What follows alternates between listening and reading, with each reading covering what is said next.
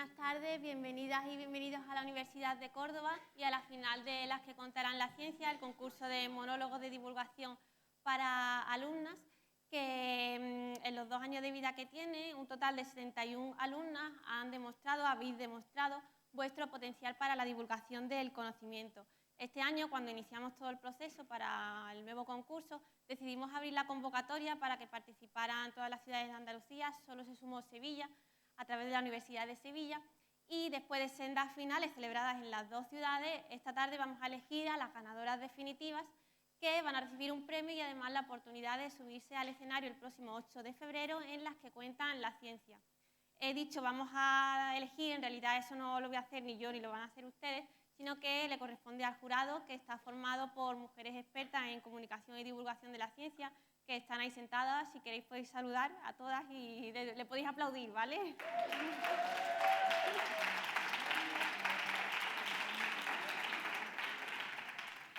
Por cierto, he hablado de Las que cuentan la ciencia, un recordatorio: a partir de mañana a las 10 se pueden ya acceder a las entradas a través de la web del teatro, para por si estáis interesados que no se os olvide. Os comento que este evento nació en el marco del 11F, que es el Día de la Mujer y la Niña en la Ciencia, un día para visibilizar las contribuciones que las mujeres científicas hacen en la ciencia, para reconocer su talento y para promover vocaciones científicas. Un día para recordarnos que la ciencia no puede seguir adelante sin la mitad de la población, porque en el ámbito científico aún hay mucha desigualdad en cuanto a presencia, financiación, calidad de las condiciones laborales o posiciones de liderazgo. Por ejemplo, si vemos que áreas de investigación suelen elegir las mujeres y los hombres, en color rojo vemos que solo el 12% de las mujeres eligen la ingeniería y tecnología, mientras que ese porcentaje se eleva al 25%, se nos ha ido la presentación. Bueno, no pasa nada, se eleva hasta el 25% de los hombres. Es posible que estos datos os pongan un poco tristes, o a lo mejor ya venís tristes de casa, lo que no es de extrañar, porque hoy es el Blue Monday, ¿vale? Es lo que se conoce como el día más triste del año. Por cierto, también es el día de los pingüinos, por si os queréis quedar con eso.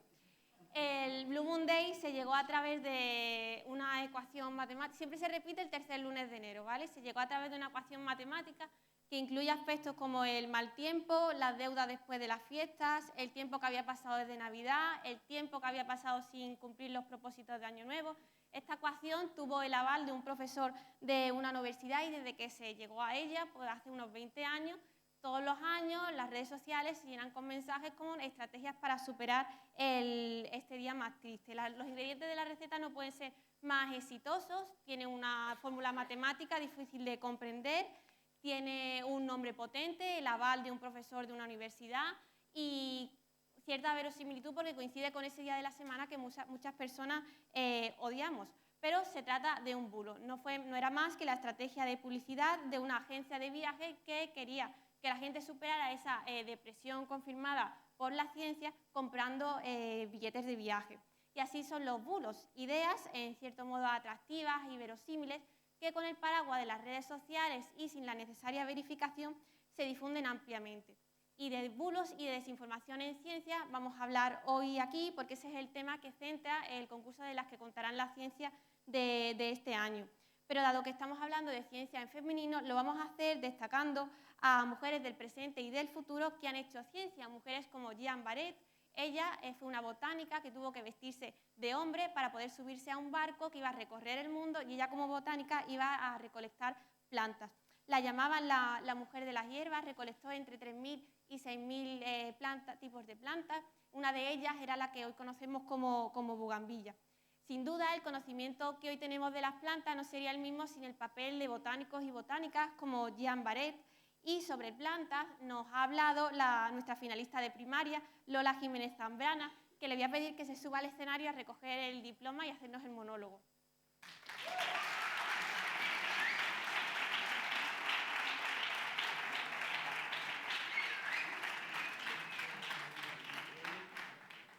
Toma. Te van a echar una foto, ¿vale?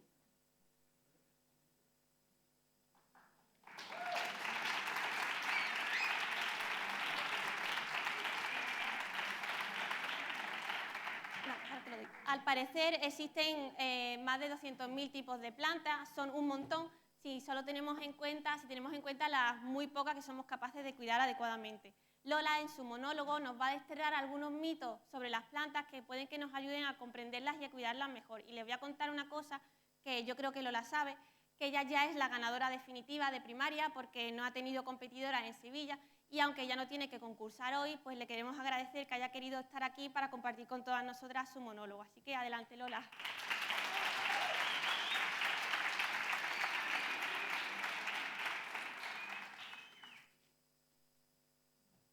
Espera, Lola, espera, que se me ha olvidado. Estaba apagado.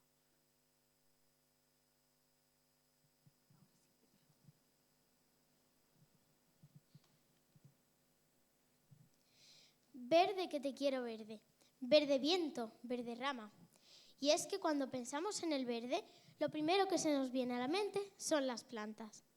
El ser humano ha convivido con las plantas desde el inicio de su existencia. Y quizá por eso, o por lo mucho que nos gusta la fantasía, miles de bulos y mentiras sobre el reino vegetal se han transmitido generación tras generación. A ver, que levante la mano quien haya escuchado alguna vez lo de que las plantas te roban el oxígeno por la noche. ¿Cuántas manos? Como si fueran unas ladronas. ¿Os imagináis? El poto de la esquinita del salón con ojitos malvados. ¡Guajajaja! Me llevaré todo vuestro oxígeno. Pues siento mucho comunicaros que no es malo tener plantas en la habitación. La cantidad de oxígeno que una planta consume durante su respiración por la noche es tan solo del 0,1% del disponible en una habitación de tamaño medio. El consumo medio de una persona es del 3%. Entonces, si no me fallan los cálculos, podríamos llegar a tener 100 plantas en la habitación y sería como hacer una fiesta de pijamas con tus dos mejores amigas. Seguiría quedando más del 90% de oxígeno. Otro mito muy conocido es que hay que limpiar las hojas de las plantas con leche, mayonesa, cerveza o yogur para que brillen. ¿Os suena? Vale, pues limpiar las hojas es muy importante, pero todos estos alimentos solo dejarán la planta pegajosa. Se tapará más polvo, tapará los estomas y lejos de ayudar a la fotosíntesis, terminará interrumpiéndola. Además, huele mal y atrae insectos y enfermedades, con lo cual no limpies las plantas con nada que no sea agua. Y la leche y cerveza, tómatela tú bien fresquita. Y lo de regar por la noche, eso seguro que lo habéis hecho más de una vez. Tengo que deciros que la noche nunca es el mejor momento para regar. Si es invierno, te recomiendo que riegues a mediodía, porque es la hora más cálida y no corres riesgo de que se congele el agua. Si es época de temperaturas altas, será mejor que riegues a primera hora de la mañana, antes de que salga el sol, porque así te aseguras de que esté chupando agua todo el día. Sí, sé lo que estás pensando, hay que madrugar, pero a quien madruga le crece la lechuga. Y ya para terminar, os traigo una información novedosa, privilegiada, o como diríamos en lenguaje botánico, una semilla recién germinada.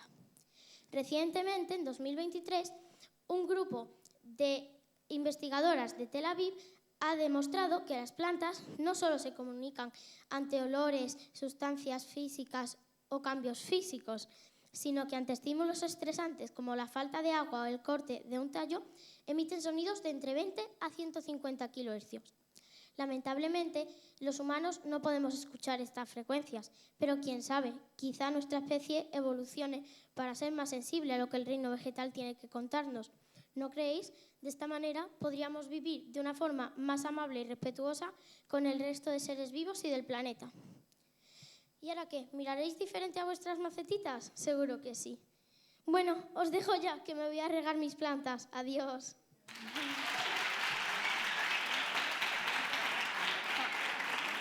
Muchas gracias.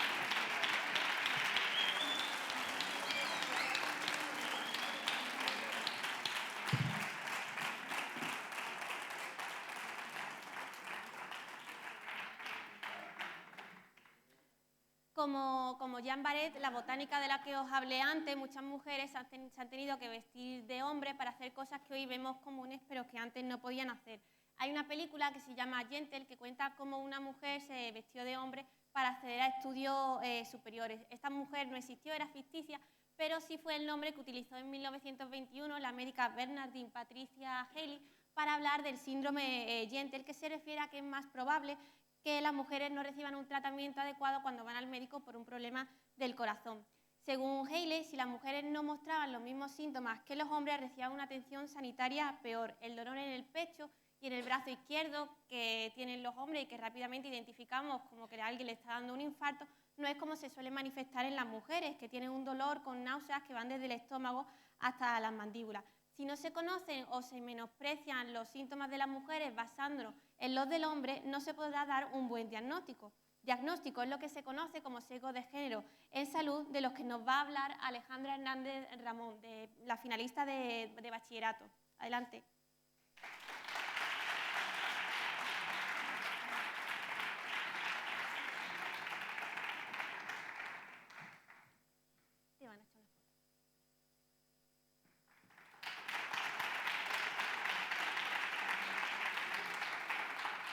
Durante décadas la ciencia ha postulado que estudiar al varón era sinónimo de estudiar al ser humano. En 2012, por ejemplo, se publicó una investigación sobre la influencia de una vitamina en un tipo de cáncer en la que habían participado 14.000 hombres y 0 mujeres. Hoy Alejandra nos va a hablar de lo importante que es incorporar la perspectiva de género en la salud, no solo en la atención médica, sino desde el principio, desde que se inicia la investigación. Creo que te ha apagado el micrófono. Sí. Toma, todo tú. Ah, espérate. Sí, ahí, tienes que darle a este botón, ¿vale? Bueno, buenas tardes, soy Alejandra Hernández Ramón, estudiante de primero de bachillerato. Hoy me uno a esta divulgación para hablaros sobre la desinformación que tenemos de la perspectiva de género en la salud. Una pregunta muy frecuente que nos podemos hacer en este ámbito es ¿cómo el sexo y el género influyen en las patologías? Bueno, el sexo son las características biológicas con las que nacemos. Por ejemplo, yo soy mujer porque tengo un pecho y un aparato reproductor femenino, ¿no? Mientras que el género son las características impuestas por la sociedad. Desde pequeña, a mí, y no dudo que a vosotras, os pusieran pendientes y os diesen muñecas para jugar. Estas características basan las investigaciones de la salud y de las enfermedades comunes, las cuales diferenciamos en síntomas, diagnósticos y tratamientos. En el Observatorio de Tendencias de COFARE analizan esta nueva literatura científica como sex characteristics, a la que le podemos encontrar 4 problemas básicos. En estos hablaremos, para empezar, del androcentrismo. Este lo encontramos cuando en la investigación se utiliza como norma la experiencia masculina, excluyéndonos a las mujeres de estudios clínicos y de nuevos medicamentos, los cuales no afectan de la misma manera a unos que a otros. Esto confunde conceptos, haciendo que no entendamos bien cómo la biología y los factores sociales pueden influir, y además trata el sexo como irrelevante, haciendo que los tratamientos sean menos efectivos. Si seguimos, podemos hablar de los dobles estándares. Estos los encontramos cuando no se presentan los datos desglosados por sexo, lo que impide reconocer el impacto que estos tendrán. Si continuamos, hablaremos de la insensibilidad de género. Esta la tenemos en cuenta cuando no se separan ni analizan los datos por sexo, lo que nos impide saber cómo enfermedades y tratamientos nos afectarán. Además, no se tienen en cuenta los roles, las desigualdades sociales ni la capacidad que tenemos de acceder a estos servicios. Y finalmente hablaremos de la descontextualización. Tenemos en cuenta esta cuando no vemos cómo los entornos sociales y culturales pueden afectarnos, haciendo que utilicemos los tratamientos y los apliquemos de la misma manera para ambos sexos, lo que nos impide reconocer y aprender experiencias individuales de cada persona en el ámbito de la salud. Tras muchos años hemos entendido que las enfermedades y los tratamientos nos afectan de la misma manera a hombres y a mujeres. Esto lo presentó la Organización Panamericana de la Salud en 2010. Y aunque en España se aplicasen leyes como la Ley de Igualdad en 2007 y en Andalucía se aceptasen guías como la Guía de Indicadores para medir la desigualdad de género en la salud, hay artículos actuales que admiten que todavía nos queda mucho trabajo por hacer. Un ejemplo de esto es el estudio de Gender Innovations llevado a cabo por Londa Schivinger. Ella admite que lo que hace con este proyecto es aplicar la perspectiva de género en ámbitos científicos, tecnológicos y otros muchos más, ya que según ella cree que es importante que conozcamos las consecuencias para obtener mejores tratamientos. Por ejemplo, mejorando los diseños de los transportes para que sean más cómodos y más seguros. A partir de la pandemia, en 2020, pudimos aprender muchas cosas gracias a sus metaanálisis. Los metaanálisis son pequeños estudios de estudios más grandes. En estos se estudiaban cómo la enfermedad afectaba a hombres y a mujeres y descubrieron que estas nos afectan de manera diferente. Además, en enfermedades comunes descubren que no tenemos las mismas respuestas y que necesitamos diferentes tratamientos, ya que no son iguales. Un ejemplo de una de estas investigaciones es la perspectiva de género en la salud salva vidas. Esta investigación también fue hecha por el Observatorio de Tendencias de COFARE a mujeres mayores de edad y presenta que 7 de cada 10 de ellas admiten que creen importante que la perspectiva de género se aplique en la salud. Pero además nos muestra algo mucho más preocupante, que es que el 42,7% de las mujeres no conocemos síntomas de enfermedades que nos afectan principalmente a nosotras. Esto nos demuestra no solo la importancia de enseñar y de estudiar con la perspectiva de género en la salud, sino además de educarnos en ella y de enseñarnos a las mujeres y a los hombres cómo éstas nos pueden afectar. Terminaré mi presentación hablando de 2 ejemplos muy básicos, que son las enfermedades cardiovasculares y el síndrome fibromiálgico. Las enfermedades cardiovasculares nos afectan a ambos sexos por igual, es una de nuestras mayores causas de muerte, pero variando y dependiendo todas estas del sexo y el género. Un ejemplo muy fácil pueden ser los infartos, los cuales nos afectan ya que tenemos en cuenta la sintomatología masculina, pero la femenina no. En la femenina podemos ver que podemos tener insomnio días antes, dolores de cabeza, y mareo y además dolores en el pecho que no se dirigen al brazo izquierdo como en los hombres, sino que se dirigen al derecho. Y finalmente hablaré del síndrome fibromiálgico. Se piensa que es mayormente solo para las mujeres, siendo nosotras el 80 o 90% de las diagnosticadas.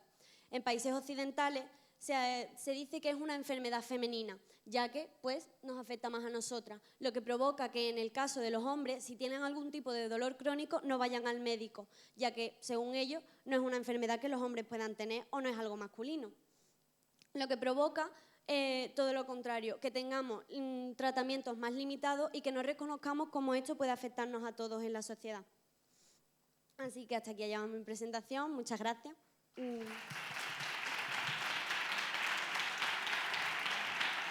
bien, enhorabuena.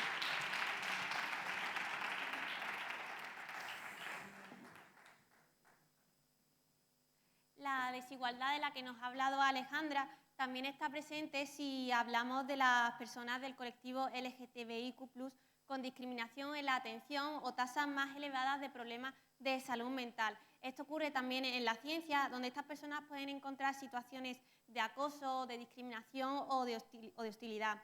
La visibilización es una de las formas más básicas para concienciar del valor del trabajo de estas personas, y una de ellas fue Lynn Conway. Ella fue una activista trans pionera de la informática actual, y en gran medida nuestros teléfonos móviles y los ordenadores se los debemos a ella. Ella nació como un niño, pero cuando estaba en torno a los 30 años decidió iniciar el proceso de transición para coincidir su identidad con su aspecto. Cuando lo comunicó a la empresa IBM, la empresa decidió despedirla. Nuestra siguiente finalista de secundaria, Ainhoa Esparz Garrido, nos va a contar algunos bulos que existen sobre las personas del colectivo LGTBIQ+UE.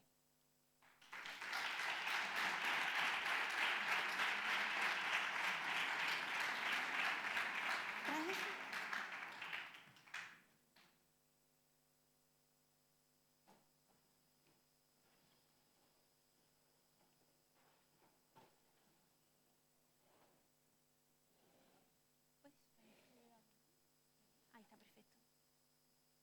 Toma el diploma y te sale una foto, ¿vale?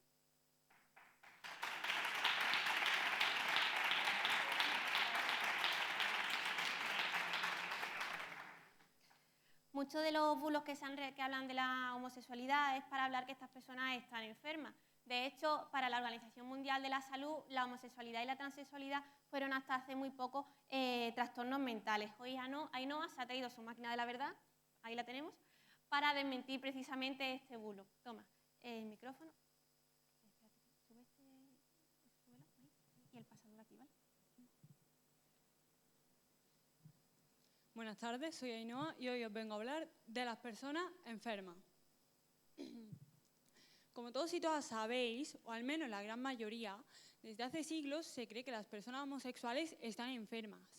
Esto es algo que se ha ido dejando de creer durante los años, aunque muchísima gente lo sigue pensando. Y o sea, tía, déjame decirte que es que yo estoy totalmente de acuerdo, ¿vale?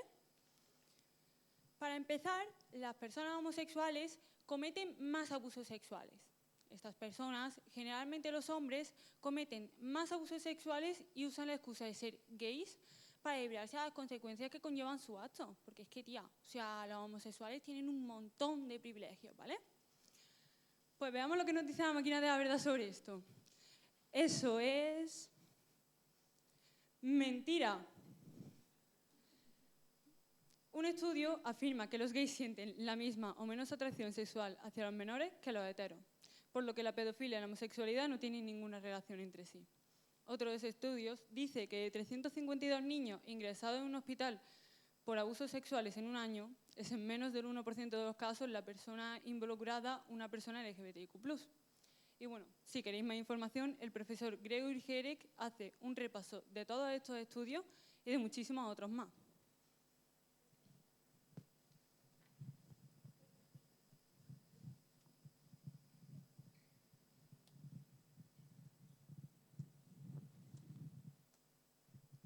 Vale, pero tía, ¿tú sabías que los niños y niñas que nacen en familias LGBTIQ, qué sería?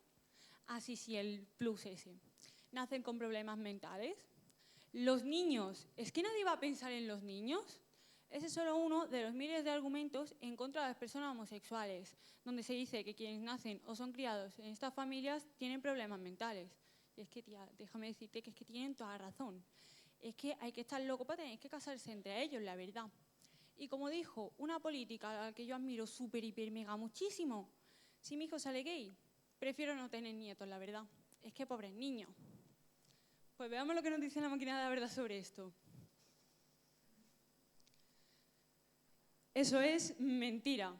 La Universidad de Cornell recopila 79 estudios donde se evalúa el bienestar de niños y niñas de familias homosexuales. 75 de los 79 concluyen que no tienen más problemas que lo que nacen en familias heteros. Los otros 4, desgraciadamente, sí. Pero esto se debe a que vienen de una familia que ha pasado por alguna separación. Factor conocido por crear más problemas añadidos a los menores. Por lo que, de nuevo, la homosexualidad aquí no tiene ninguna relación.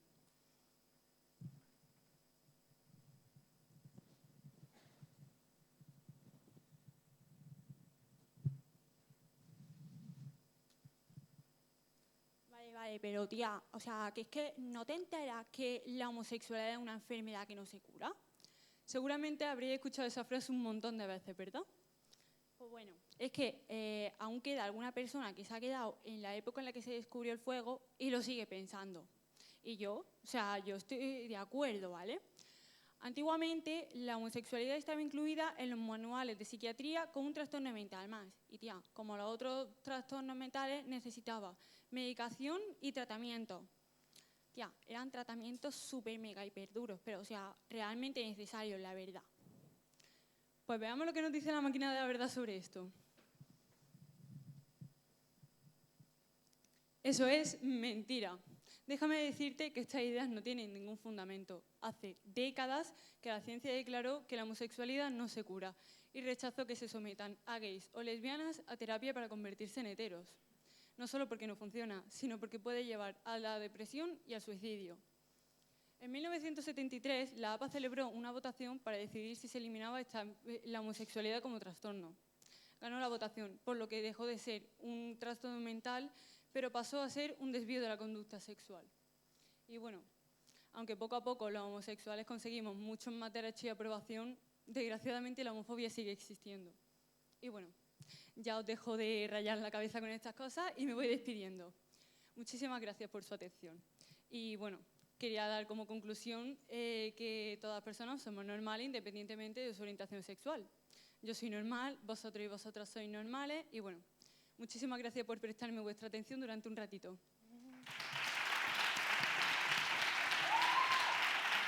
Muy bien, gracias.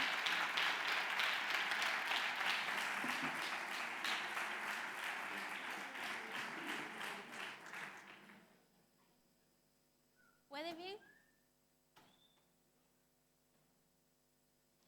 Como bien ha explicado Ainhoa, la homosexualidad no es una enfermedad. Lo que sí provoca enfermedad pueden ser, por ejemplo, los virus. Seguramente a Felisa Martín Bravo, meteoróloga, doctora en física y la primera mujer en entrar en la EMET, la Agencia Española de Meteorología, le hubieran preguntado alguna vez, como persona experta en el tiempo, pues qué tiempo iba a hacer para saber si debían abrigarse o no más de la cuenta para así evitar resfriarse, porque hay una creencia generalizada de que el frío también puede resfriar. Obviamente no sabemos lo que Felisa hubiera contestado a esa pregunta, sobre todo porque ella se especializó en electricidad atmosférica o en galerna, pero hoy, gracias a nuestra siguiente finalista de bachillerato, Ana María Blázquez Duque, podemos dar una respuesta correcta. Adelante.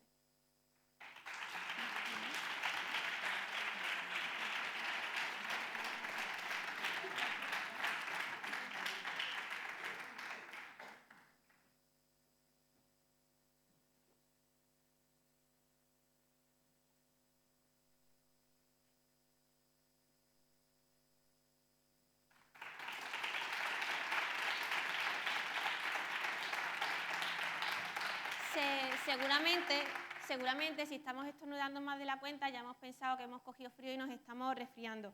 Hoy en su monólogo Ana María nos va a hablar de virus, resfriados, factores biológicos y sociales o formas de contagio, y con su familia, tiene una foto ahí de la familia con un roscón de reyes muy llamativo. Adelante. Ah, sí, claro. Es aquí en el lado, ¿vale?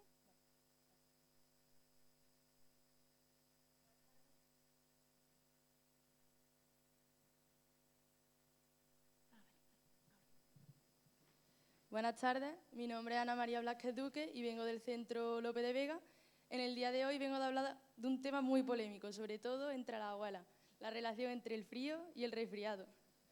Abrígate que te resfrías, no andes descalza que te resfrías, tápate los pies que por ahí se coge el resfriado, no te mojes el pelo que te va a resfriar. ¿Cuántas veces a lo largo de nuestra vida habremos escuchado estas cosas? No sé vosotros, pero yo desde que era pequeña me han estado repitiendo esto constantemente. Y claro, con 8 años, cuando las personas más sabias que conoces, tus padres y tus abuelos, te decían algo así, era para tomárselo en serio. Y más cuando si no hacías lo que te decían, es verdad que te acababas resfriando. Pero, ¿esto es realmente así? ¿Si hace frío me resfrío? Pues bien, esto no es del todo así. Los virus son entidades biológicas que consisten en material genético, ADN y ARN. Por ejemplo, aquí vemos una imagen de un virus sin envoltura y otro que sí tiene envoltura. Y el resfriado es una infección viral que suele ser causada por el rinovirus, que se caracteriza por poseer ARN monocatenario, estructura icosaédrica y no estar envuelto. Aunque también las pueden causar otros virus, como por ejemplo el adenovirus, que se caracteriza por poseer ARN monocatenario y no tener envoltura tampoco.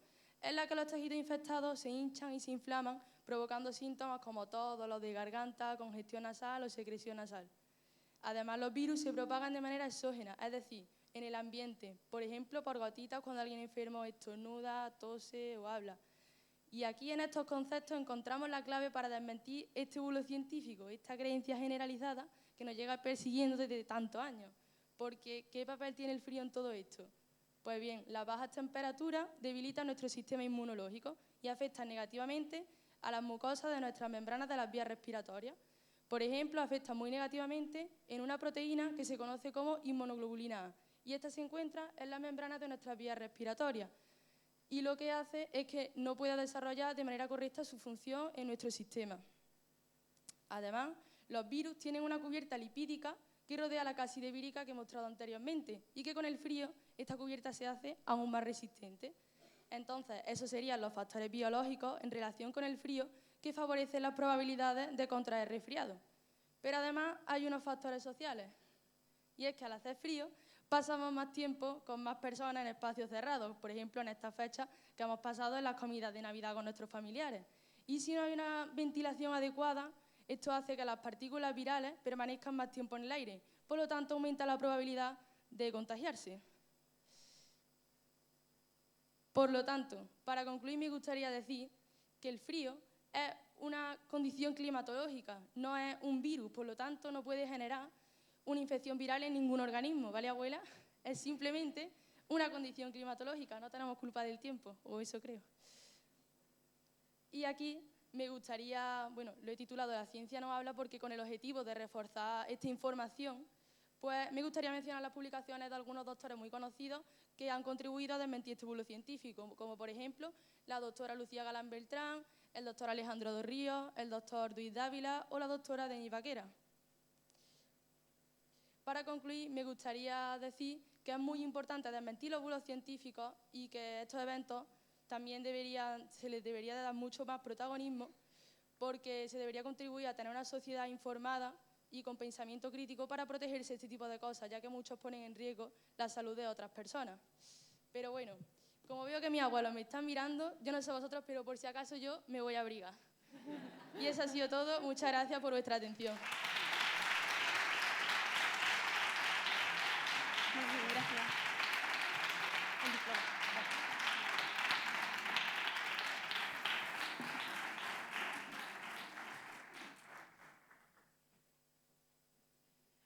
Una de las formas de evitar o de sufrir levemente una gripe o una COVID es con las vacunas.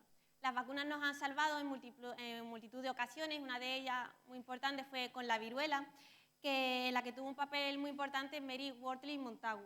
Ella estaba viviendo en Estambul durante una época y vio una forma llamativa que tenían allí para superar la enfermedad, que era algo así como coger la viruela que estaba pasando un paciente de forma leve, ponérsela a un paciente sano para que éste también la desarrollara de forma leve y se inmunizara. Ella lo probó con su propio hijo de forma exitosa y cuando volvió a Reino Unido se lo propuso a la comunidad médica, que lo rechazó porque lo veía muy peligroso. Pero ese método que vio Mary fue la base para que años después James Phillips desarrollara una vacuna efectiva contra la viruela. Como esta vacuna funcionaba tan bien y la viruela estaba causando tantos muertos, las autoridades inglesas dijeron que era obligatorio vacunarse. Lo que pasa es que mucha gente se negó diciendo que era mejor estar en prisión que envenenado. Es así como nació el movimiento antivacuna, que es uno de los grandes movimientos conspiranoicos que existe, y de conspiraciones nos va a hablar Berta Gordillo López, nuestra última finalista, que es de secundaria. Sube, Berta.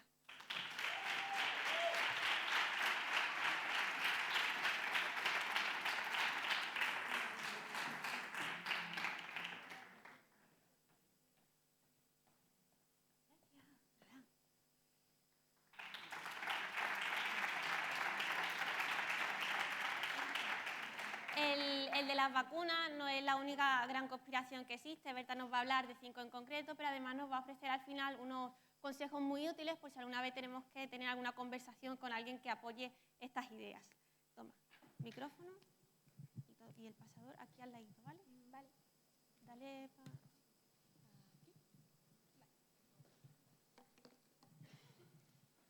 Hola a todos. Soy Berta Gordillo López. Bueno, mejor dicho, doñita Berta Gordillo López. Vengo de un pueblecito de Sevilla. Pero no os confundáis, por favor. La mitad de mi persona es de aquí, de Córdoba, porque mi padre es de aquí. Y ha venido toda mi familia a apoyarme. ¡Aplaudidme, familia! Dicho esto, hoy quiero hablaros de una rara especie humana, los conspiranoicos. Definimos los conspiranoicos o conspiranoicas, oye, que aquí no hay distinción de género, ¿eh? Son quienes defienden determinadas teorías que son, por decirlo de alguna manera, nada científicas. Y es que, aunque parezca ridículo, aún podemos encontrar quien pone en tela de juicio hechos científicos más que demostrados. Vamos con algunos ejemplos.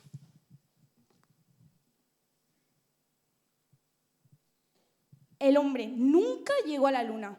Dicen que la gesta más significativa de la historia humana, el 20 de julio de 1969, se hizo en un plato de Hollywood. Vamos, casi un cortometraje de ciencia ficción rodado por Stanley Kubrick al Odisea 2001.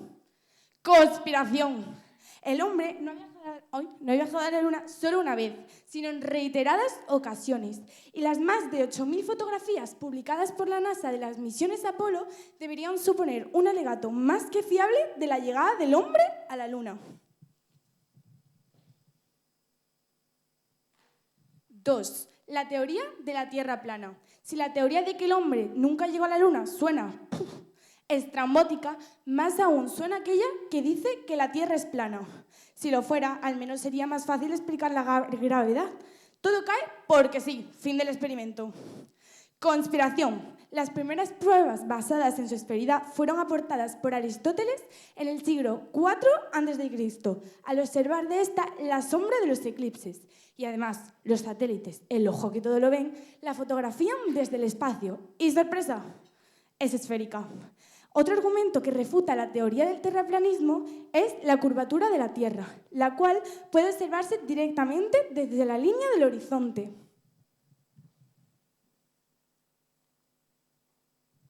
3. El 5G es peligroso para la salud.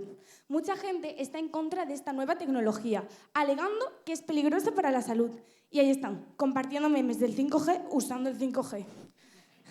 Conspiración. A fecha de hoy, ningún estudio científico ha encontrado evidencia de ello. De hecho, la tecnología inalámbrica ha sido usada durante décadas y ha sido sometida a estudios extensos que han demostrado que no es peligrosa para la salud. El 5G además emplea ondas de radio alta frecuencia, las cuales son no ionizantes, lo que significa que no tienen suficiente energía para ionizar los átomos de nuestro cuerpo y no nos causan ningún daño celular como el cáncer. 4. Los movimientos antivacunas. Por sus consecuencias, esta es quizás una de las teorías de la conspiración más peligrosas que existen. El movimiento antivacunas se basa en la creencia de que las vacunas son peligrosas para la salud, entre los que se incluyen el autismo y otros trastornos neurológicos. Pero oye, las cremas milagrosas que compras en internet sí son seguras, ¿no? Conspiración.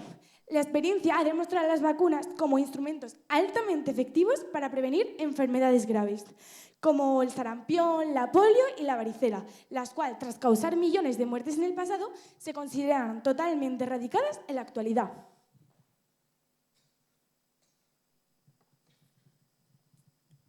5. El virus del VIH fue creado en un laboratorio. Y por último, en esta selección que he hecho de conspiraciones, otra teoría de la conspiración es el que el VIH o virus del SIDA fue creado como un arma biológica por el gobierno de los Estados Unidos para debilitar ciertos grupos de personas como las comunidades homosexuales o los africanos.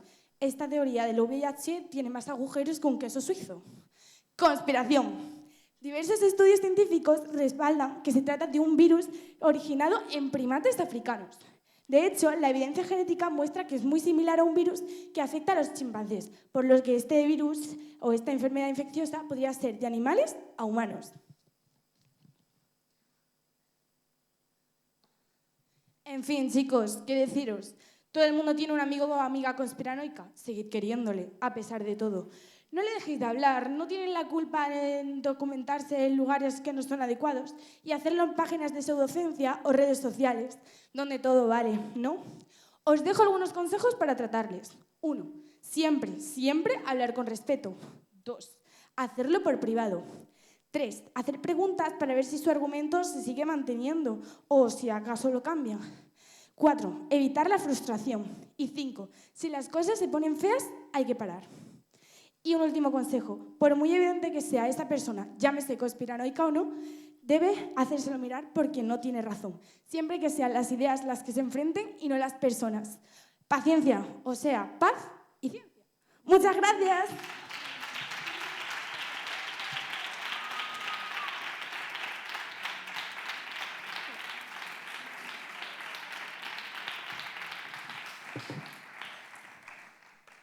Vale, ya una vez que las 5 finalistas, 4 concursantes más Lola ya han participado, es hora de que el jurado salga para deliberar el secreto.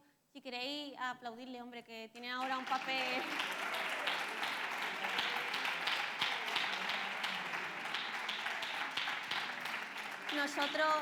Nosotras nos vamos a quedar ahora aquí con una sorpresita que os hemos preparado. A lo largo de la mañana hemos destacado el papel que 5 científicas han tenido a lo largo de la historia, pero el 11F también sirve para visibilizar a las mujeres que están haciendo hoy en día ciencia. Mujeres como Ana Andreu, ella es ingeniera de esa rama que no suelen elegir mucho las mujeres, e investigadora del Grupo de Dinámica Fluvial e Hidrología de la Universidad de Córdoba. Ella estudia ecosistemas como las dehesas, los viñedos o los pastos de montaña con la idea de crear herramientas que ayuden a quienes se dedican a la ganadería y a la agricultura a afrontar el cambio climático. Con su charla Cambiando el mundo, desmontando los estereotipos en la ciencia, Ana viene a demostrarnos que la ciencia no es solo cosa de chicos, batas y laboratorios, viene a enseñarnos cómo estamos cambiando el mundo y qué hace ella como científica para evitarlo. Vente.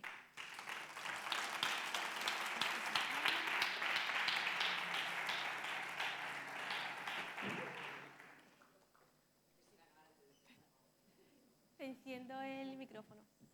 Apaga esto.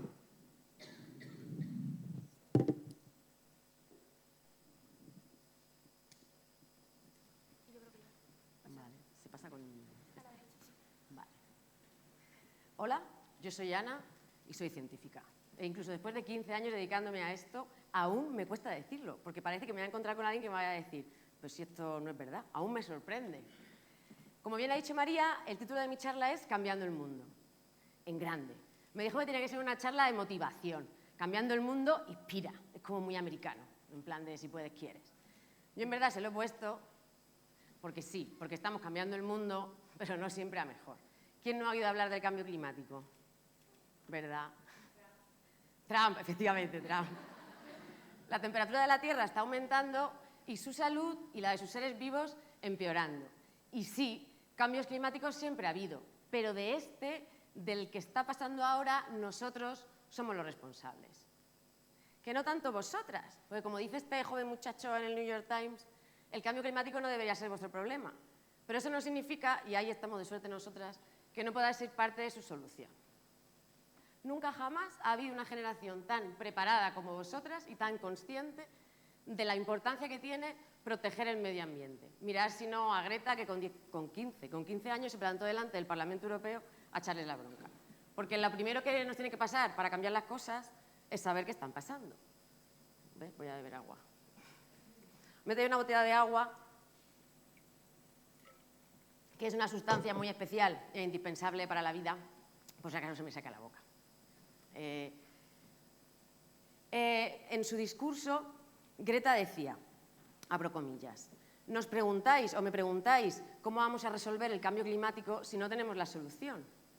Y respondía, no hace falta tener todas las soluciones para lidiar con el cambio climático. Y yo estoy de acuerdo con ella. O sea, al final necesitamos de vuestras ideas para encontrar soluciones que nos ayuden a resolver el cambio climático, que nos ayuden a devolver a la Tierra su salud. Y vosotras diréis, nuestras ideas. Pero si yo a veces no sé ni en qué día vivo. Así estoy yo todas las mañanas hasta que mi cerebro se carga. Si yo muchas veces no sé ni siquiera qué estoy haciendo. Yo tampoco, no os preocupéis. Todas pensamos de vez en cuando que no somos lo suficientemente listas. O directamente que somos tontas. O sea, ¿cuántas veces me he quedado yo con dudas por no levantar la mano y que pensarán que mi pregunta era estúpida? ¿Por qué? Bueno, siempre nos han dicho que equivocarnos está mal, que está fatal. Y sin embargo, el aprendizaje, el método científico está basado en el error. O sea, la ciencia está llena de errores. En ciencia, fatal errors everywhere.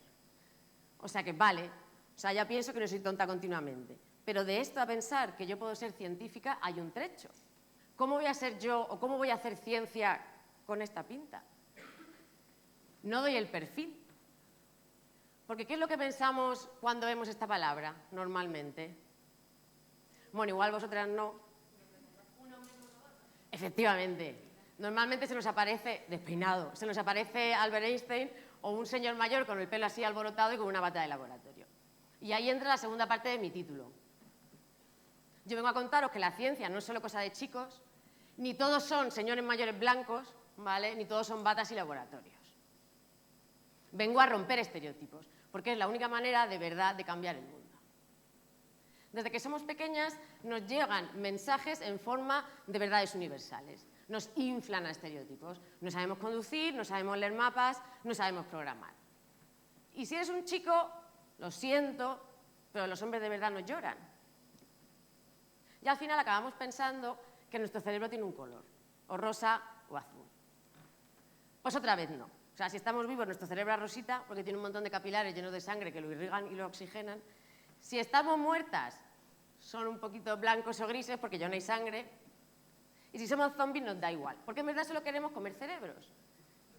A los zombies no les importa el envoltorio. Los zombies no creen en estereotipos de género. Claro.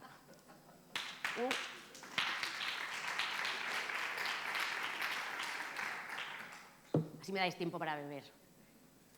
Que los cerebros no son ni rosas ni azules, no lo digo yo, ni lo piensan los zombies, sino que lo dice la ciencia. O sea, nuevas investigaciones demuestran que nuestro cerebro al nacer no está fijado puramente en masculino o femenino, sino que es altamente plástico. O sea, va cambiando a lo largo de toda nuestra vida de una manera constante. Y al final está influido por el mundo en el que vivimos y mucho por el género que tenemos. Al final los datos muestran que no hay un cerebro izquierdo masculino lógico, racional y con buena visión espacial y un cerebro femenino derecho, emocional y que se sabe comunicar. Al final las mujeres no son de Venus y los hombres de Marte, somos todos de la Tierra y sobre todo de las culturas donde nacemos. O sea, al final vuestros cerebros de niñas adolescentes se parecen mucho más a los cerebros de chicos de vuestra misma edad que se pueden parecer al mío premenopáusica o al de una embarazada. ¿Por qué? Pues porque estáis en la misma etapa del crecimiento, o sea, estáis en la adolescencia, estáis destrozando conexiones neuronales y creando nuevas, porque al final es un poco la adolescencia. Boom. Estos estereotipos además hay que cambiarlos desde que somos pequeñas, ¿vale? O sea, necesitamos roles a los que parecernos. Y esto muchas veces no es fácil. ¿Por qué? Bueno, ¿quién no conoce a Albert Einstein y su teoría de la relatividad? O, por ejemplo, ¿quién fue el primer, o el nombre del primer hombre que caminó sobre la Luna? Armstrong, ¿no? ¿Quién inventó la bombilla? Yo que siempre me equivoco, yo siempre digo que, bueno, Edison. Y sin embargo, ¿quién conoce que Rosalind Franklin también fue la descubridora de la doble hélice del ADN? ¿Y que no le dieron el Nobel por eso? A sus compañeros sí. Parece que los nobles siguen teniendo problemas con el nombre de Rosalind, pero bueno. ¿Quién conoce a Sally Ride? Sally Ride era una física y astronauta americana, ¿vale? Que fue la primera mujer americana en el espacio. Antes vino una rusa. Parece que la NASA tuvo un mogollón de problemas para calcular cuántos tampones iba a necesitar en una semana. ¿Sabéis su primera aproximación? 100. Y Heidi, bueno, Heidi Lamar es una actriz, pero también una inventora que sentó las bases para la Wi-Fi y el GPS, o sea, con su salto de frecuencia. Tampoco le reconocieron sus méritos hasta prácticamente un poquito antes de morirse. Y como curiosidad, a mí me gusta mucho porque además se llama como la lechuza de Harry Potter, Hedwig, es su nombre real. Esto está cambiando un montón. Yo sé que vosotras seguramente sí que conoceréis a Ada Lovelace. ¿Sí? Bueno, era una programadora o la que empezó a teorizar con la programación antes incluso de que hubieran ordenadores. Muchas se han quedado en el olvido y muchas directamente ni existen porque no nos acordamos. De todas maneras, está guay que todas, o sea, que tengamos roles que no estén todos muertos. O sea, está bien que haya Josefinas, que haya Clara Grimas, o que haya Saras astronautas, o que haya una yo, que estoy ahí arriba, ¿vale? Conmigo ya para seguir rompiendo un poquito de estereotipos, yo voy a romper con el estereotipo de los laboratorios. Porque mi laboratorio, al final, son los ecosistemas mediterráneos. Yo soy una ecohidróloga. Por eso me encanta el agua. ¿Qué hacen las ecohidrólogas? ¿Qué somos?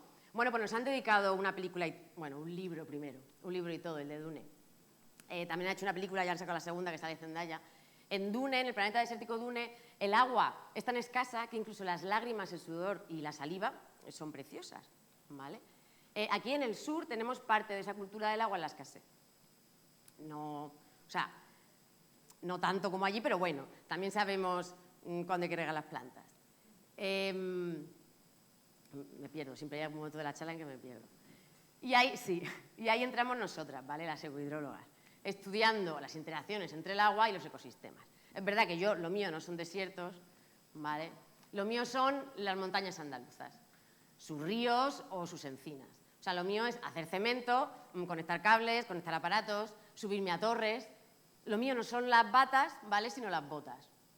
Y a veces el casco, para protegerme. Aunque el casco no protege de animales salvajes como el cerdito. Nosotros lo que hacemos al final en el campo es recoger todos esos datos, ¿vale? Meteorológicos, del estado de la vegetación, de dónde está el agua y cómo, e intentar, ya en la oficina calentitos, estudiar cómo funcionan los ecosistemas y cómo podemos mantener su estado de salud.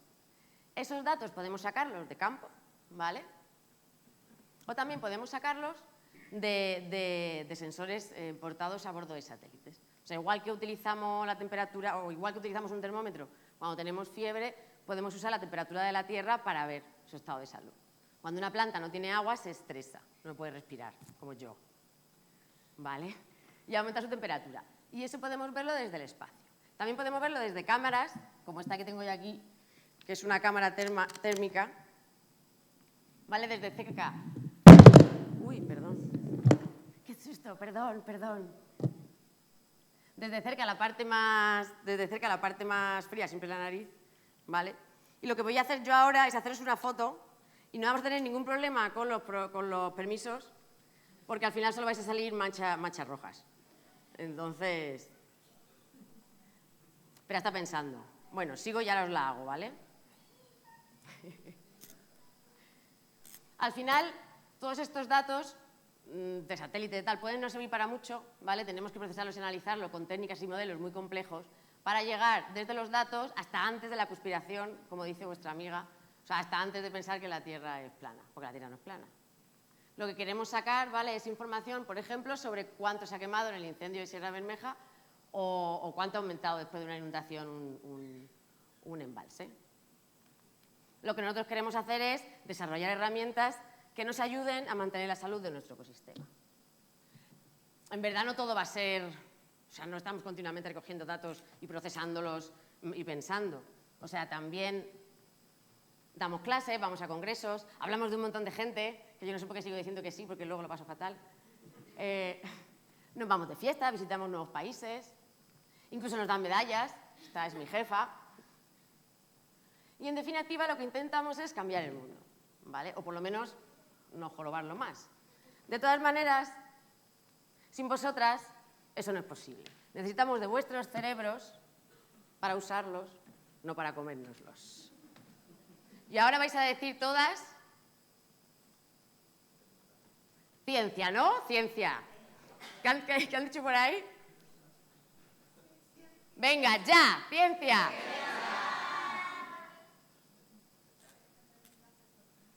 Sí, venga, patata por ahí también, es que no cabéis enteros. Todas vuestras narices se ven muy frías.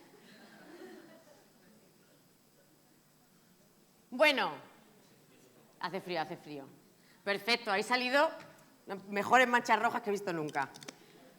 Nada, que sin vosotras no hacemos nada. Así que continuad estudiando. Bueno, y sin vosotros tampoco, tampoco voy a poner yo aquí. Ya está.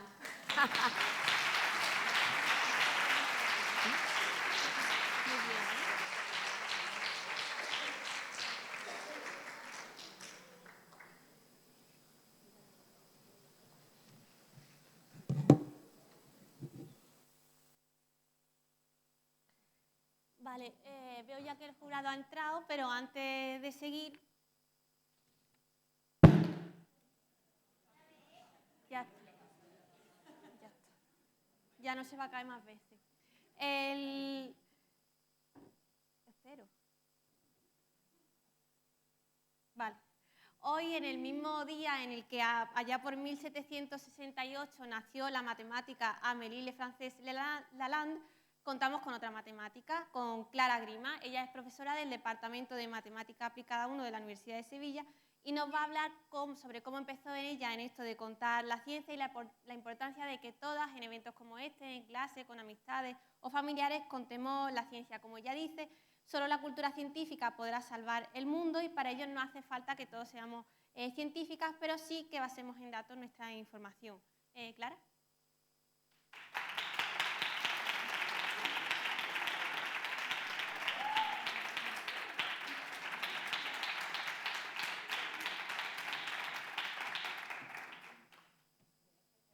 Todo lo que tú quieras. ¿El micrófono lo tienes encendido? No.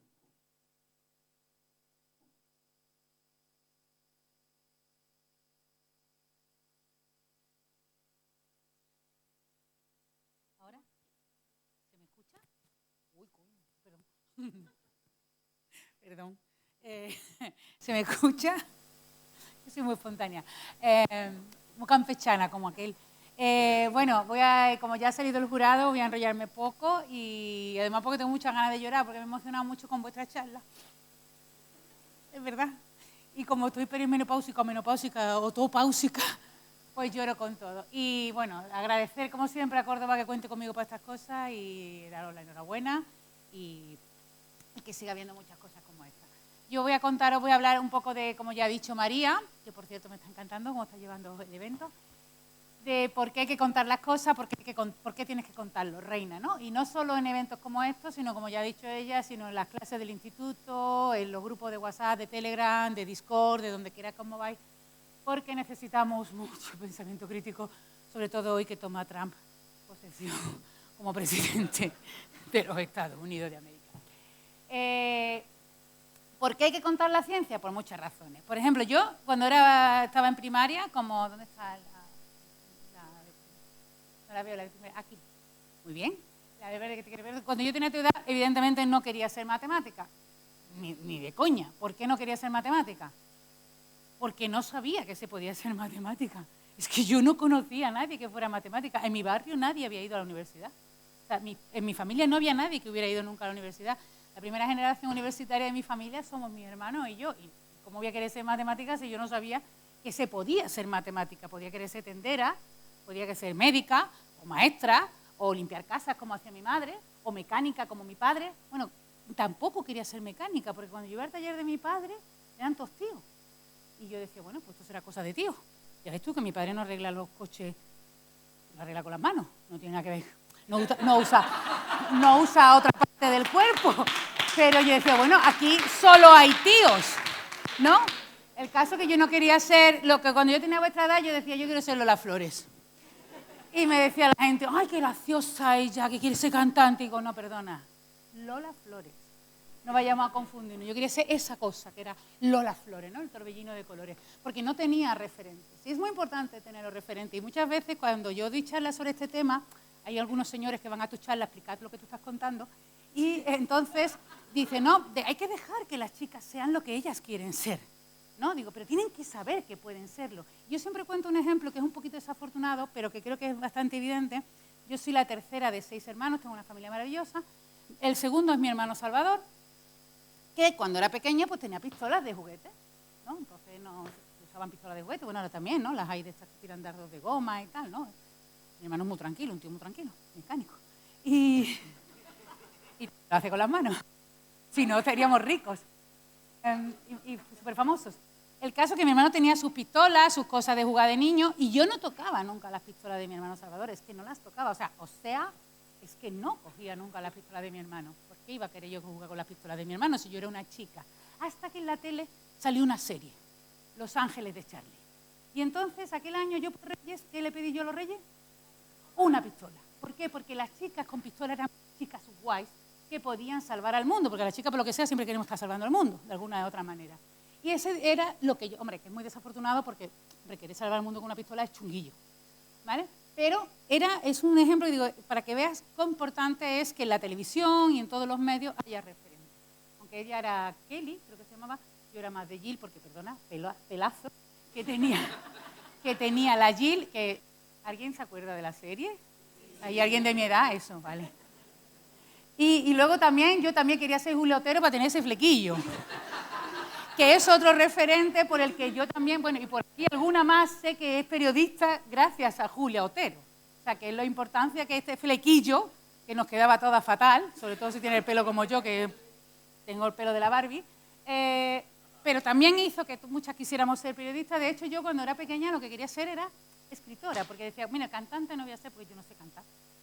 Y porque en aquella época, para ser cantante, tenías que tener dinero, casi, ¿no? Salvo casos excepcionales como Lola Flores y cosas así, porque no era que tú te decías un vídeo, lo subías a YouTube y la gente te hacía famoso y tal, tenías que grabar una maqueta, conseguir colocarla, o sea, que si no tenías padrino no te bautizabas. Entonces yo decía, bueno, pues voy a ser escritora, que es otra de las cosas que más me gustaba, contar historia, inventarme historia y manipular. Y de hecho, el primer premio que me han dado a mí en mi vida, que fue en 1983, sí, 1983 yo ya había nacido, de hecho tenía 12 años, me lo dieron por escribir cuentos, porque era lo que yo quería ser, una contadora de historias. Voy a poner, ahí está mi nombre, esa es la foto con el señor obispo, ya se murió, creo, ¿no? Se ha muerto, ¿no?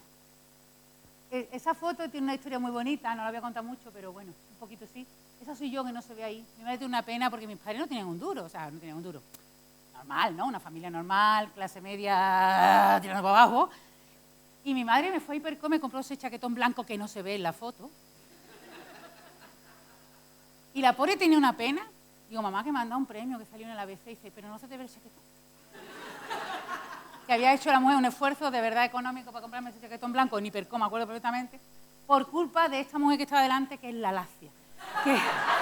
Y mi madre siempre decía, por culpa de la Lacia esa, que se puso delante de era el premio que tú... No se te ve el chaquetón. Bueno, pues esa Lacia me la encontré al cabo de los años. Y es ahora mi mejor amiga. Porque esa Lacia que estaba ahí con sus premios, el primer día que yo fui a la Facultad de Matemáticas me dijo, ¿te echas para el lado? Y se sentó a mi lado. Y es mi mejor amiga, que estábamos juntas en una foto, mi amiga María Ángeles, que ella está mirando, y que yo le dije, mamá, ¿tú sabes que la Lacia es mi amiga María Ángeles?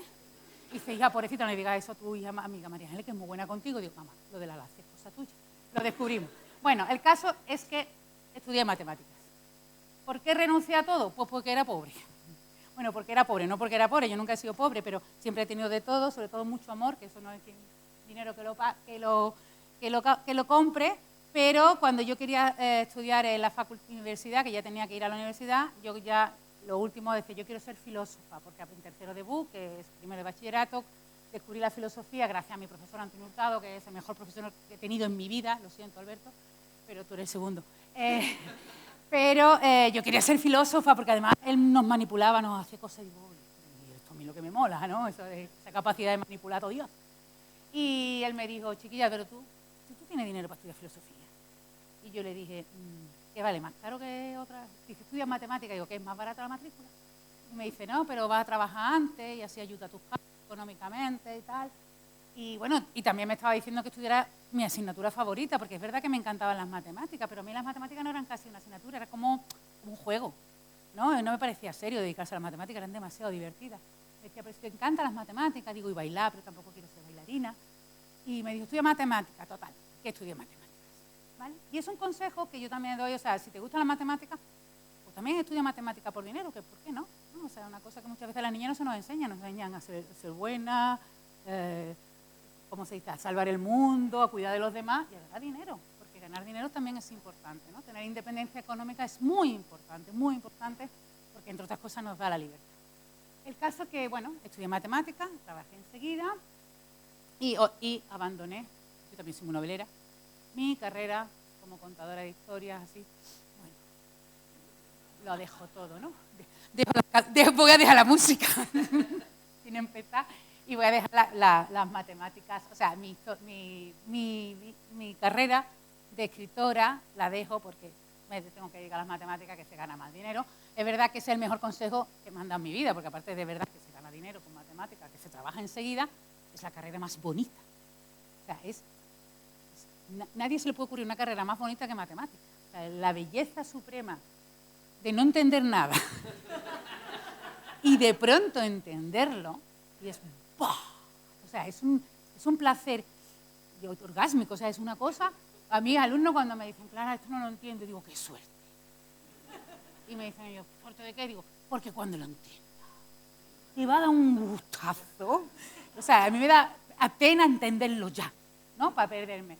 Pero es verdad que es la carrera más bonita del mundo y, bueno, al final, la vida pasando cosas, a mí me pasaron estas dos cosas, Salvador y Ventura, y empecé a contar la ciencia a mis hijos, ¿vale? Empecé por eso, por compartir o sea, tenía una cosa que es la matemática, que me han dado casi todo lo más bonito, que casi todo lo bonito que tengo en mi vida me lo han dado las matemáticas, y dos personitas enfrente de mí, a las que amaba y amo, a uno menos porque he estudiado física, pero... ¿Tú te crees? Es harta criar niños.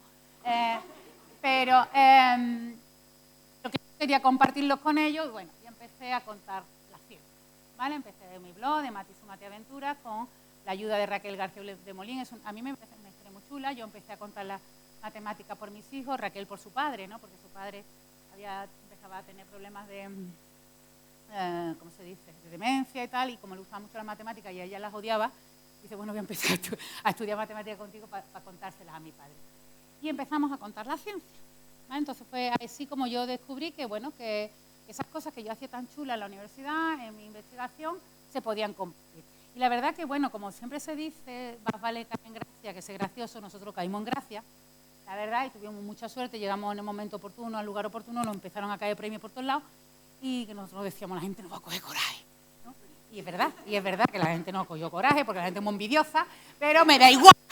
Y empecé a ir a los coles a contar, pues, ¿no? Me empezaron a invitar a los coles, a los institutos, a hablar de ciencia. Yo era la primera vez en mi vida, entonces, que hablaba de matemáticas a gente que no eran estudiantes universitarios, que para que los estudiantes universitarios son gente que sabe muchas matemáticas.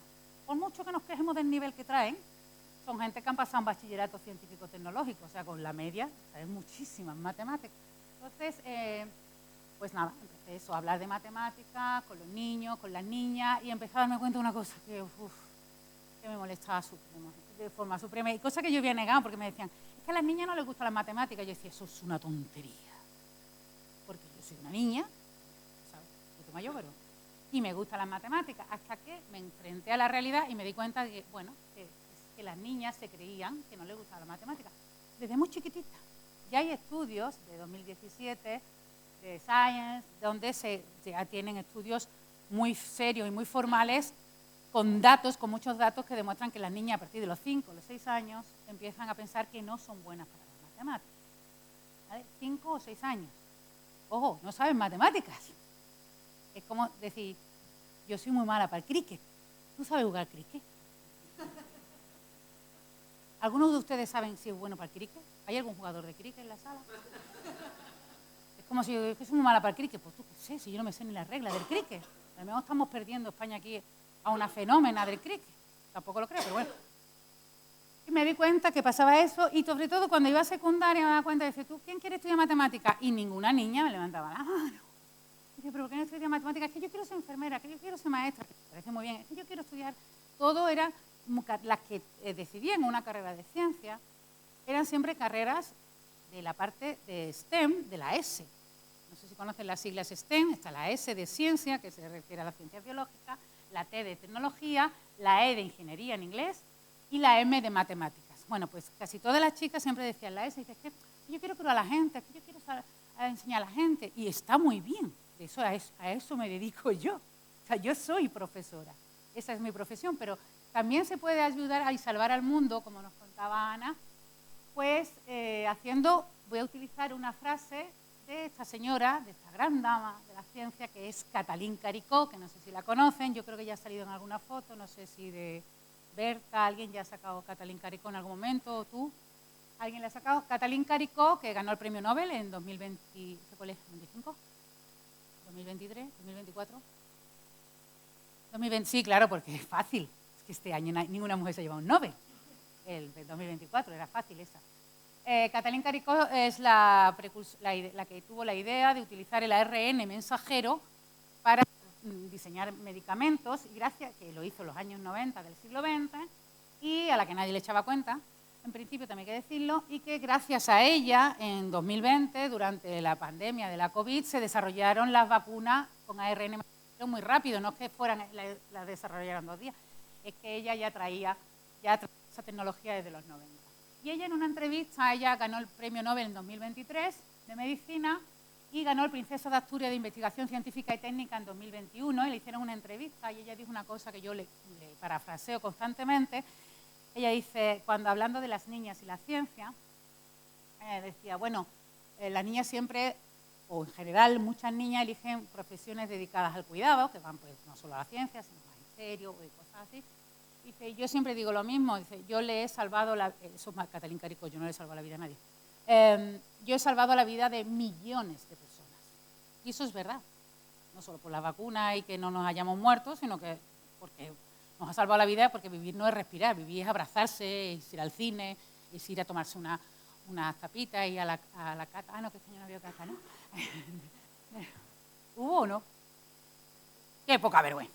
Ella dice, yo le he salvado la vida a millones de personas, no sé sus nombres, nunca les he visto la cara. Puede salvar la vida de las personas siendo un médico, una médica, o metiéndote en un laboratorio, siendo una rata de laboratorio. Bueno, pues eso es un poco lo mismo que digo yo, se puede salvar vidas delante de un ordenador, diseñando algoritmos de inteligencia artificial, por ejemplo, y estudiando matemáticas. Y necesitamos para ello muchas científicas, pero también necesitamos contadoras de ciencia, no solo científicas. Si todos fuéramos científicos, el mundo sería muy aburrido, sino también necesitamos periodistas científicas y gente que nos cuente bien la ciencia. ¿Para qué? Porque te necesitamos aquí, porque el mundo que está ahí fuera pues es un poco está durillo de salvar. Y como ya se ha dicho aquí mucho de lo que voy a decir, voy a ir rápidamente. Tenemos un montón de mitos y de bulos que están todo el rato corriendo por las redes sobre cambio climático, sobre la evolución,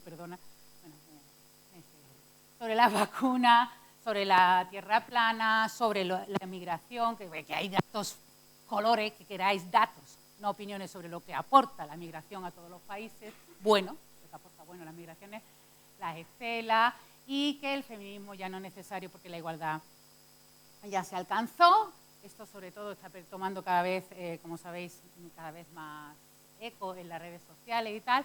Así que a todos y a todas las que estáis aquí, sobre todo a las más jóvenes, como ya ha dicho Ana, vamos a dejar una papeleta, tenéis que seguir contando la ciencia, desmintiendo los bulos, y no aquí en un concurso, no hace falta que hagamos un gran evento, sino en nuestro día a día, cada vez que escuchemos alguna tontería, con una cosa muy importante que ha dicho Berta, con mucho respeto, ¿no? O sea, porque siempre hay que contar estas cosas con respeto, por aquello de la tercera ley de Newton que dicen los físicos, ¿no? Que si tú pegas para acá, viene para atrás con la misma fuerza, ¿vale? Entonces hay que hacerlo suavito, porque para ir impregnando, muchas veces nos da pereza, ¿no? Cuando alguien dice alguna chorrada, pues las vacunas causan autismo, o creo que también ha sido Berta la que ha dicho, nos quieren controlar con el microchip de las vacunas, y te mandan un WhatsApp. Pero ella, perdona, tío, me está mandando un WhatsApp. Tú ya estás controlado. O sea, no, ese tipo de cosas, muchas veces cuando las escuchamos nos da pereza, decir, otra vez voy a decir que esto es mentira, pero hay que vencer esa pereza porque si no el mundo va a ser de ellos, de los conspiranoicos que están creando toda esta contracultura, que están consiguiendo que es todo muy orquestado para volvernos a llevar a la época oscura. Así que, nada, seguid adelante, contadlo, reina, que podemos. Gracias.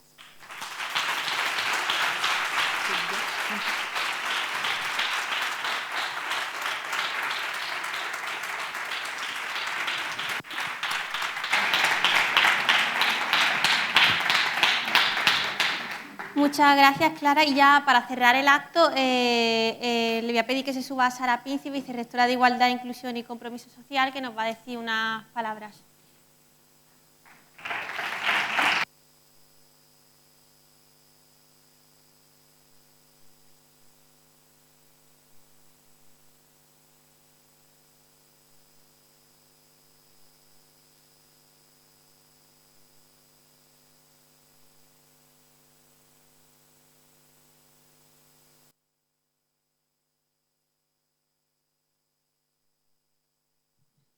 Hola.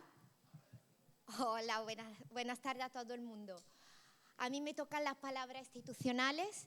Para mí es un placer y un honor estar aquí en este evento porque realmente es una de las mejores cosas que se hace en la programación anual de nuestra universidad y ahora de la mano con la Universidad de Sevilla, y por lo tanto estamos muy contentas.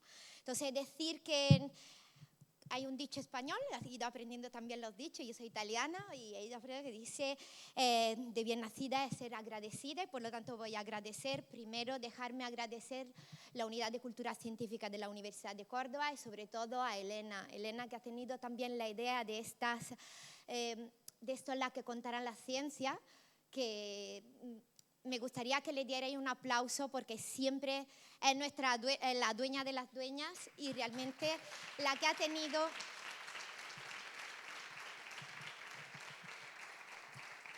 la que siempre hace que la Universidad de Córdoba sea una institución de la que estamos orgullosas y que además permite hacer brillar otras mujeres, ¿no? Otras cosas muy importantes del feminismo.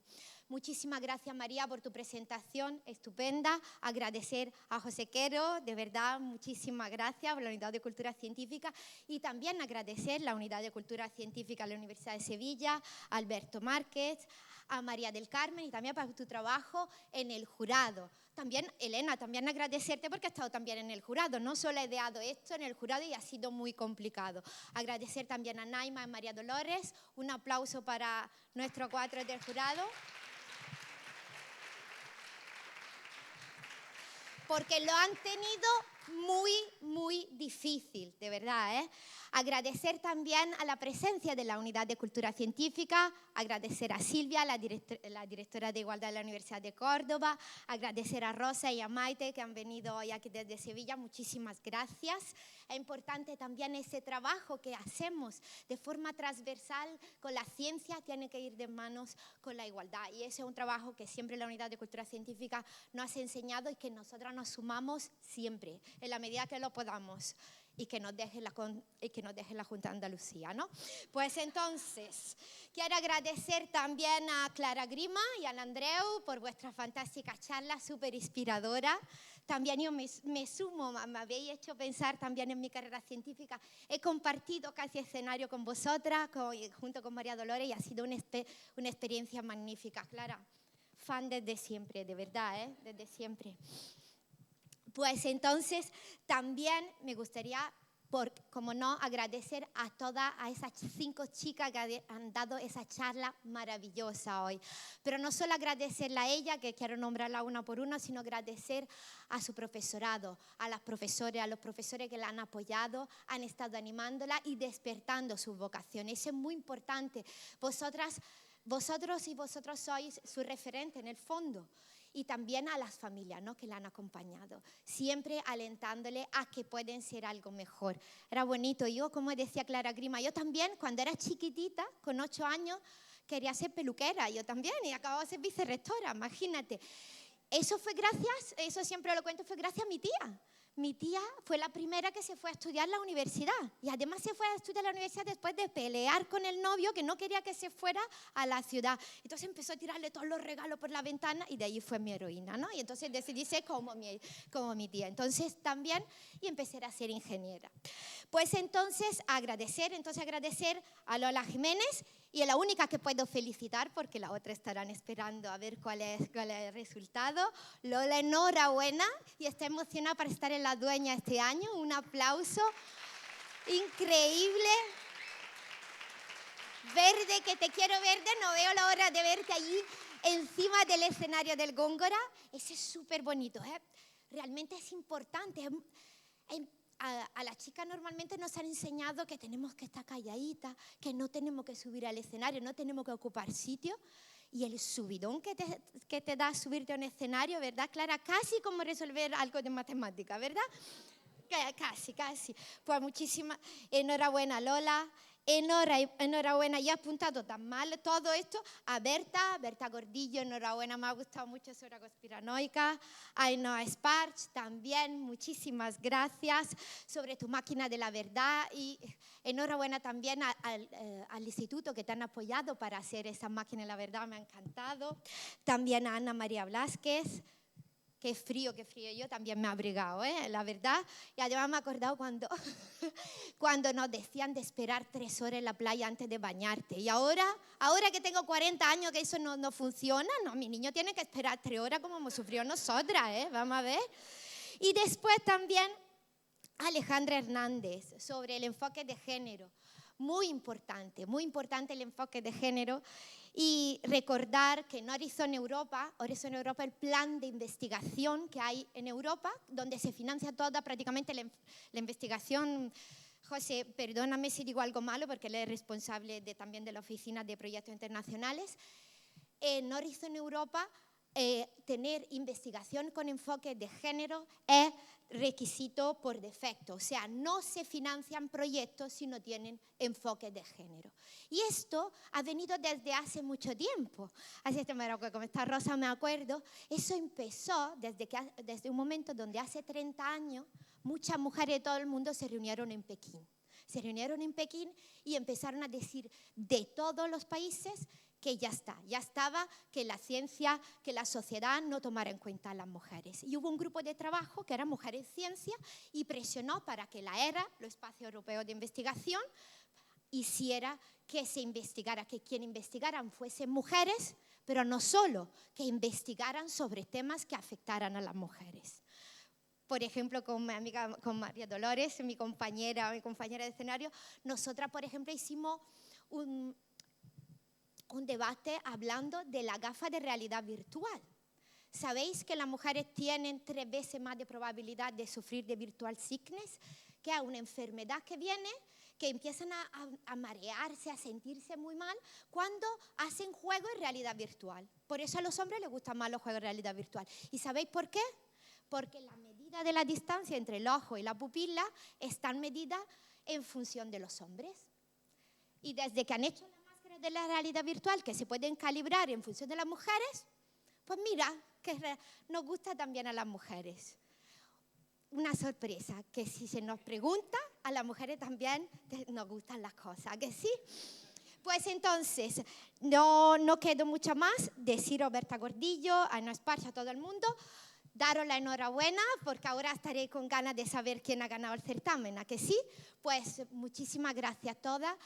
Y me gustaría, lo último, dar un mensaje institucional, en vez de hacer tontería, que era muy importante, pero eso era importante, decir también que la información, nosotras como institución tendremos que trabajar por la información. La información es poder y la desinformación es abuso de poder. Y por eso, con gran orgullo, me gustaría decir que hoy la Universidad de Córdoba se ha ido de X. Muchas gracias.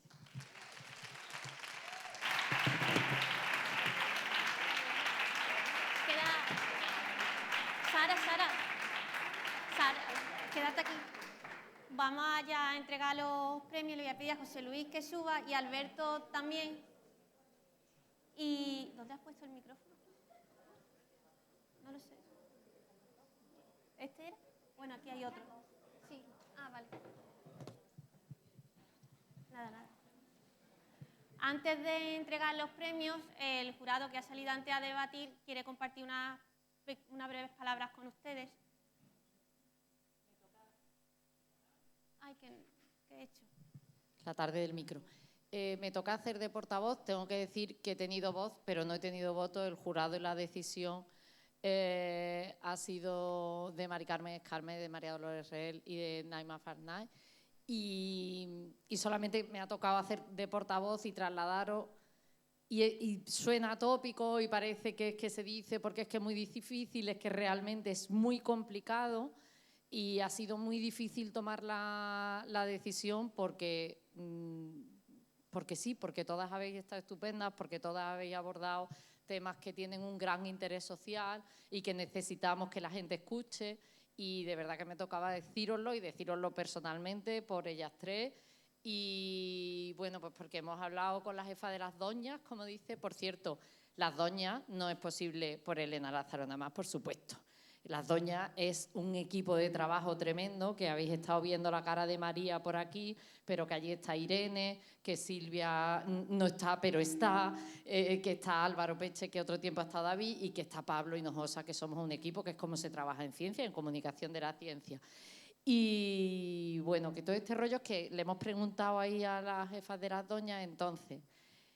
gane quien gane, que recogerá su diploma y su premio y su tablet. Lo que sí nos gustaría es que las 5 estuvierais en el teatro, si os apetece, si queréis estar, porque creemos que merece mucho la pena que todo el mundo os pueda escuchar. No tenéis que respondernos esta tarde, mañana sí que sin que os podamos decir, no, hombre, podéis pensarlo tranquilamente y valorarlo, y si os apetece veniros.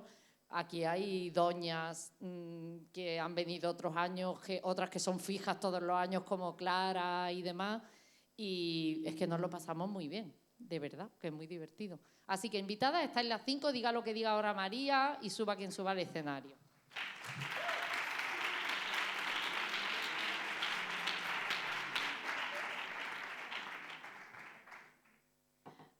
Vale, vamos a entregar los premios. El primer premio ya se conoce, pero vamos a hacerlo así de forma solemne, que también se lo merece. Lo va a entregar José Luis Queros, que es director general de Proyectos Internacionales. Toma esto. Vale, el primer premio del segundo certamen de monólogos de divulgación para alumnas, las que contarán la ciencia en Andalucía, categoría de primaria, para Lola Jiménez Zambrana.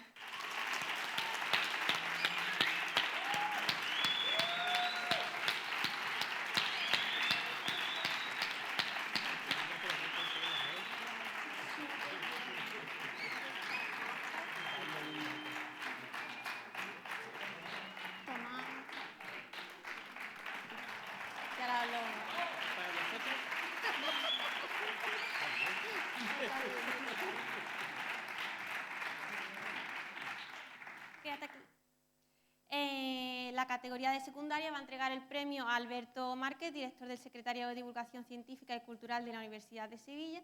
Y el primer premio del segundo certamen de monólogos de divulgación para alumnas, las que contarán la ciencia, Andalucía, categoría secundaria, es para Berta Gordillo López.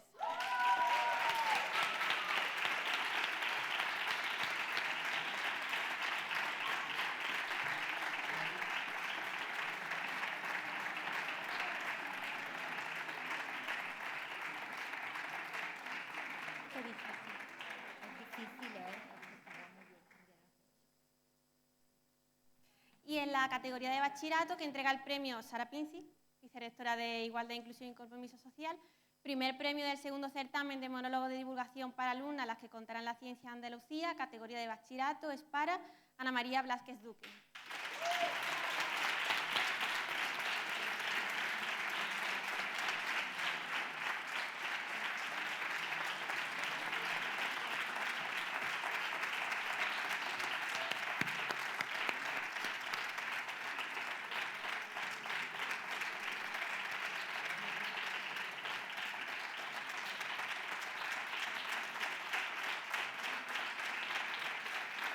Vale, vamos a hacernos una foto de familia de todas las finalistas, todas las que habéis participado en el concurso, el jurado, todas las autoridades, subiros al escenario para la foto.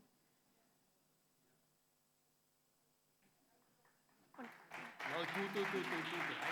No te vayas a escapar. No te vayas a escapar. No te escapas. Pero en una esquinita, sí. No, María, venga, que ha sido muy buena.